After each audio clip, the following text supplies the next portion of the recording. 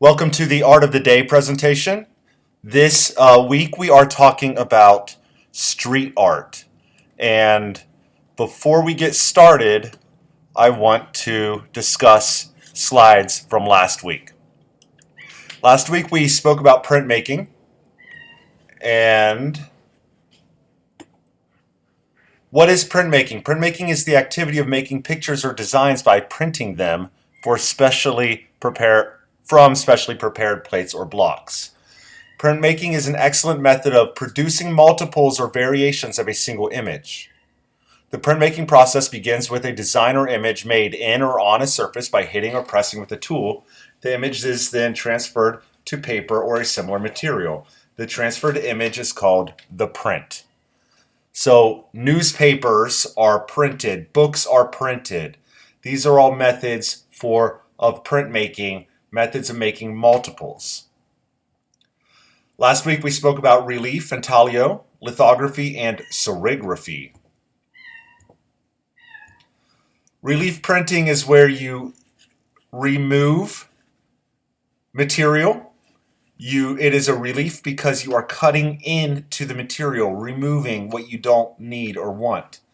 And so in this instance, we've got someone cutting into linoleum, and they were able to roll ink on that surface and use it as a stamp to create this image on the right. So linoleum, you've got wood also. These are wood is the most traditional substrate for relief printing. Some examples. Then we spoke about intaglio printing. Intaglio printing, there are engraved or etched lines in a plate. Those lines get filled with ink, and then paper gets pressed onto the plate, and the paper swells into the grooves that are holding the ink, and you end up with a line where the ink was. Intaglio printing is very old. So this is 1465 to 1470.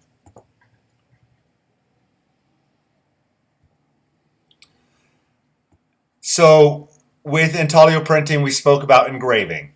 Engraving is where you take your softer metal plate, which would be copper or zinc, and you take a sharp needle or point, and you scratch the surface, and you actually have to dig into the metal to create a groove for the ink to set in.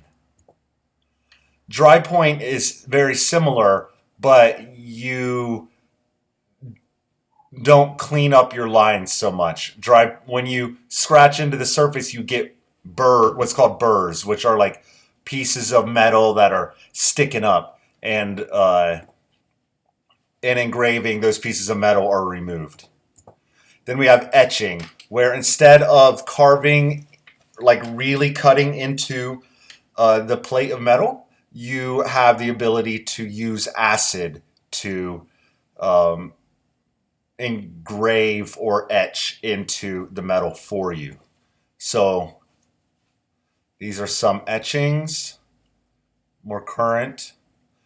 We spoke about lithography. Lithography is a process meaning writing on stone, litho, where there is an actual flat piece of stone that you make your image on.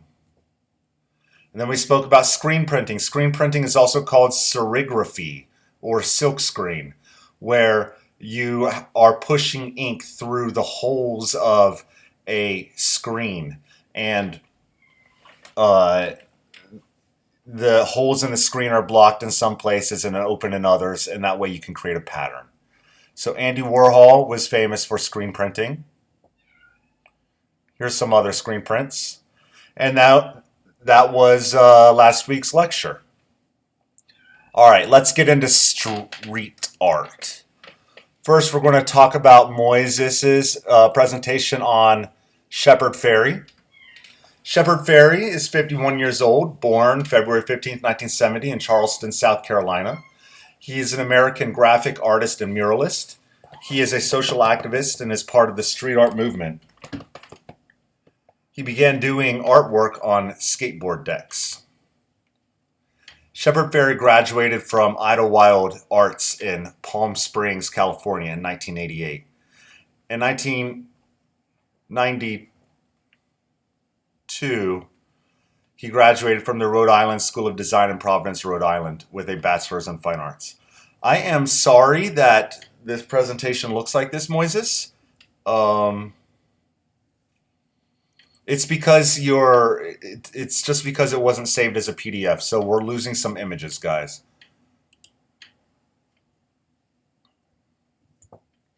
As you can see, we have the famous campaign poster by Barack Obama, which was designed and printed by Shepard Fairey. Here's another bit of his artwork. Greater Than Fear, 2017.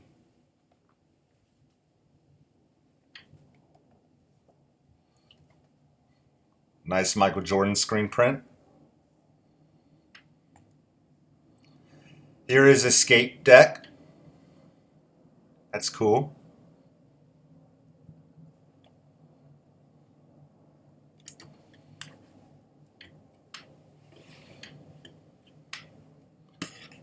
Suburban Pressure. I am going to do a quick Google image search of Shepard Fairey, and we'll see if we can come up with some of these better images. This is a big mural that's here in Chicago. Here's what some other artists and critics have said. Street art is often called vandalism instead of art from many artists and art critics. Art journalist Richard Chang puts it like this. Although graffiti and advertising may seem autonomous, they share the same bloodline. Both appeal to and react to pop culture in the same way, and the entrepreneurial genes that drive advertising can also be found in graffiti. In order for this art to exist, it needs to show up in the world the same way. Moises. I love the artist's work because he lets his paintings and murals represent what is going on in the United States. I totally agree. He expresses his feelings through art. He is able to let his voice be heard without actually speaking out. Also, his paints and murals are respectful to everyone, so no one will get offended. Excellent points. Let's see if I can do a quick Google search on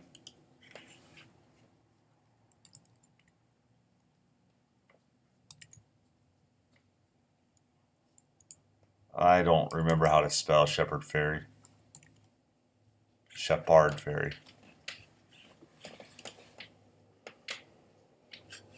And so here we go.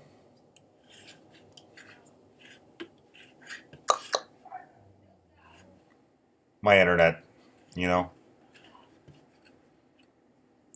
Alright, so Shepard Fairey, you may have seen like a line of clothing called Obey. That is some of his clothing.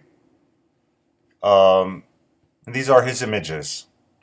They tend to be screen printed. They tend to be posters, and they are often murals.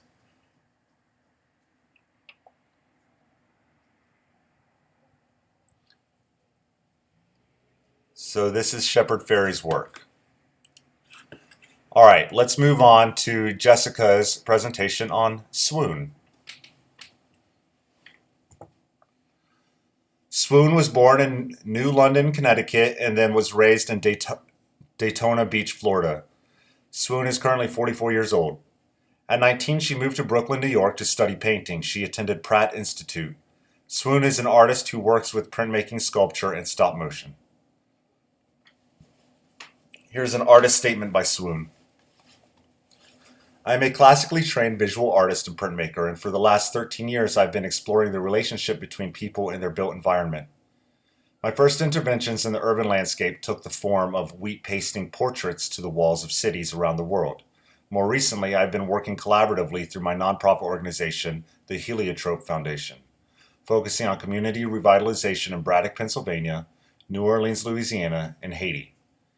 These projects support artists' place-based interventions that explore how creativity can positively impact communities in times of crisis and change.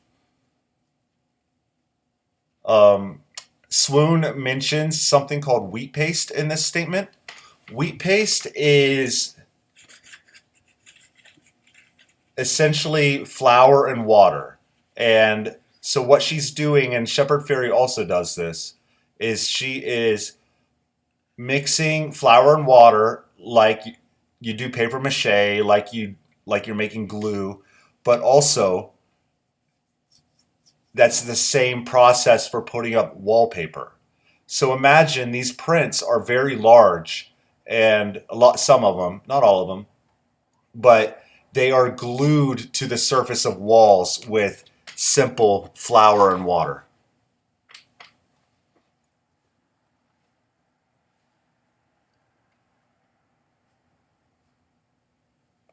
Here is a piece called The Canyon, 1999 to 2017.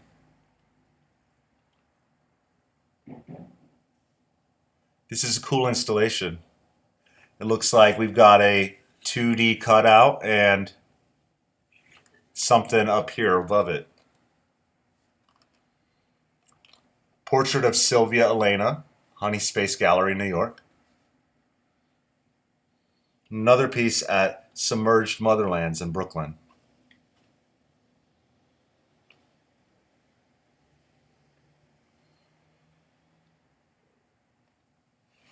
(2013) Petrichor Manatee Sarasota Fine Art Gallery, State College of Florida. That's cool. And Fata Morgana.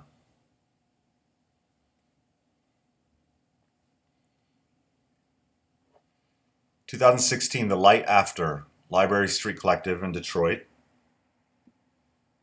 In 2020, the Slow Reprise Gallery, LJ Paris. That is interesting. I've never seen work like this of hers. How about an opinion? Overall, Swoon's artwork is very different and something I've never seen before. Swoon uses humanity to her power and inspires lots of people. Swoon's artwork is beautiful and very different type of style. Art is a form of way to express yourself, and I believe Swoon does very well expressing herself.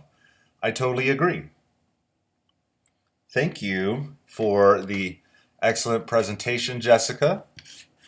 Let's move on to our third Art of the Day presentation. This presentation is on an artist named Keith Haring. Now, before we get started, I do want to say that Keith Haring is, by a lot of people, considered one of the most preeminent graffiti artists. He did not invent graffiti or street art, but he is the one that moved street art into the gallery scene in New York and really gained a lot of respect for street art. Keith Allen Haring, May 4th, 1958 to February 16th, 1990, was an American artist whose pop art emerged from the New York City graffiti subculture of the 1980s. He became interested in art at a very young age, spending time with his father producing creative drawings. His early influences included Walt Disney cartoons, Dr. Seuss, Charles Schultz's Peanuts, like Snoopy and Charlie Brown, and the Looney Tunes characters in the Bugs Bunny show. Most of his work was murals, street art, and sculptures. Here are a few of his murals. On the left, I suppose, we have Tuttomondo, 1989, mural at the Church of St. Antonio Abate in Pisa, Italy. Mural created in 1984 at the former Collingwood Technical College building in Melbourne, Australia. And tower mural at Necker Enfants Malades Hospital in Paris, France. Interesting. I haven't really seen too many of his work from around the world. Here's some of his sculptures. The Boxers is an outdoor 1987 steel and lacquer sculpture in Berlin, Germany. In the middle, we have Figure on Baby, untitled. Aluminum with polyurethane enamel. Where is this? That's in Toronto. And 1989, untitled, painted aluminum. And I'm not sure where that one is from or located. Here's some important dates. On May 4th, 1958, early life, he's born in Reading, Pennsylvania. Herring is raised in nearby Kutztown, Pennsylvania. 1976 art school, 1978 first solo show. 1978 moved to New York. 1980 show in Times Square. 1981 PS 122. Not sure what that means. There is a museum in New York called PS 1. In 1982, Soho, which is a neighborhood in New York. And then 1982, he did a mural on a street in New York called the Bowery. 1976, after graduating high school, he enrolled in the Ivy School of Professional Art in Pittsburgh, but quickly discovered he had no desire to become a commercial graphic artist. He dropped out and in 1978 moved to New York, where he joined the School of Visual Arts as a scholarship student. New York was transformative for Herring, home to new wave and punk. The underground downtown art and music scene was a raw and bursting with dangerous possibility, and Herring leaped right into it. In 1978, he had his first solo art show. Herring has his first solo show at the Pittsburgh Center for the Arts, aged just 19. In critical triumph, it received news coverage and brought Herring national attention. Success at home led to a demand in his business, and Herring began showing in galleries on streets all over the world. This led Herring to move to New York later in 1978. All right, so here's a Times Square show, 1980. In the 1980s, the city of New York was burned out, nearly bankrupt and destroyed. The Times Square show, organized by Collaborative Projects Incorporated in 1980, which brought together over 100 artists who were trying to pull art out of the galleries and set out onto the streets.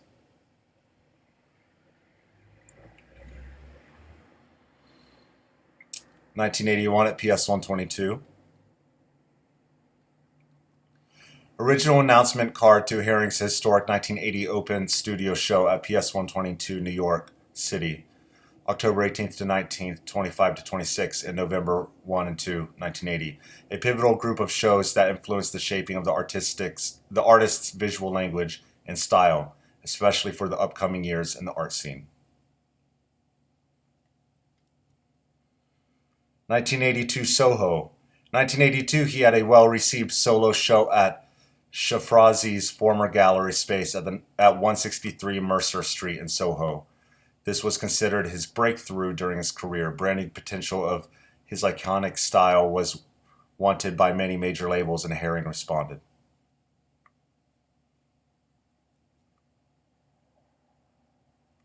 Here's a mural on the Bowery. The Bowery mural wall is a large space on the northwest corner of Houston Street and Bowery in Manhattan's downtown. The spot earned its place in history when Keith Haring, an up-and-coming artist at the time, painted a mural there in 1982. 1986, symbolic mural, Crack is Whack, 1986. Herring paints a Crack is Whack mural on New York's FDR Harlem River Drive without permission from the city. It's painted over, but later that year he repaints it with permission. It is now a New York City landmark. I've seen this mural. In June 1987, in Belgium, Herring receives a call from a reporter asking him whether he has AIDS. He is shocked by this and writes in his journal that he probably does have AIDS and that art is more important than life.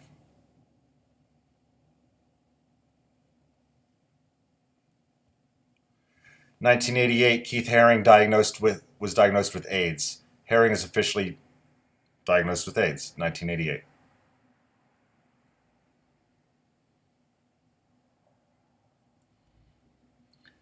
1990, Last Farewell.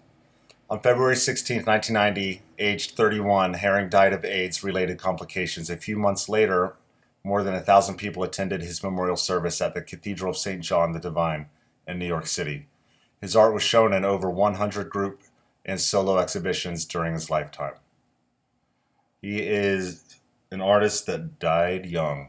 The man on the left is an artist named Michel Basquiat, who was another sort of street artist, a painter, definitely worth checking out.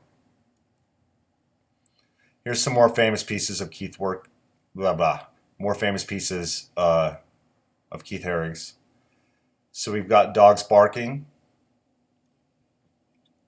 something maybe called Ink on Paper, and something Untitled, 1989.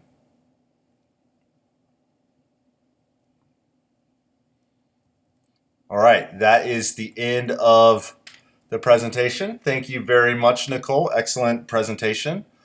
All right, so after this, you do not have another lecture to sit through. Instead, I am assigning you a movie to watch. The quiz that you'll be taking is based on questions from this Art of the Day presentation and also of the movie. So watch a movie. It's called Exit Through the Gift Shop. You're going to love it. In that movie, watch out for this character Swoon. You see her at least once. And then you're going to see Shepard Fairey as well here. You're going to see this guy, and he's a main character in the movie. I think you'll like it, and good luck. I will talk to you again in 1 week.